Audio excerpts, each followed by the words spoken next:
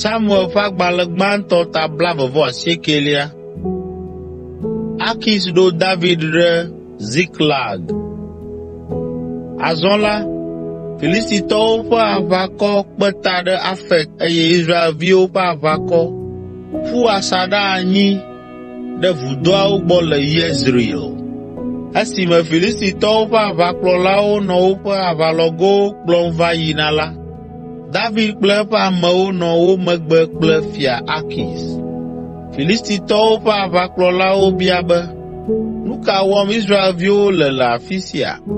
Fia Akis gblɔ na wo be, ame siae nye David, Israel fia Saul ƒe subɔla, ame si si le egbɔ.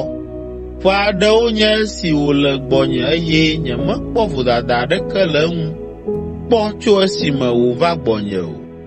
Ke Filistitɔwo ƒe kplɔlawo do dɔmedzoe eye wogblɔ be, na wòatrɔ adzo, womele aʋa yi ge kpli mí o, woava trɔ le mía yome.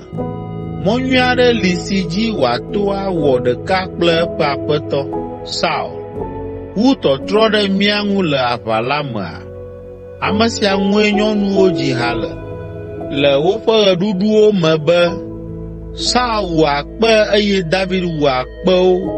Ale Fia Akis yɔ David kple eƒe amewo eye wògblɔ na wo be, metsɔ Yehowa ka atam be miawoe nye ame nyuitɔ siwo medo goe kpɔ eye mebu be miayi aʋa kpli mí, ke nye aʋafiawo melɔ̃ ɖe edzi o.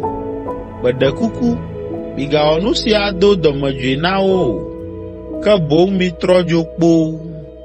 David bia Akis be, nu ka mewɔ eye nu ka nèkpɔ le wò dɔla ŋu tso gbe si gbe meva gbɔwò va se ɖe egbe, si na be miawɔm ale?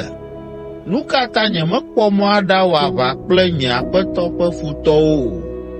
Akis metrɔ eƒe tameɖoɖo o, egagblɔ be, le nye ɖeka gome la, ele abe mawudɔla ene, ke nye aʋafiawo le vɔvɔ̃m na wò kpekpe ɖe mía ŋu le aʋawɔwɔ me.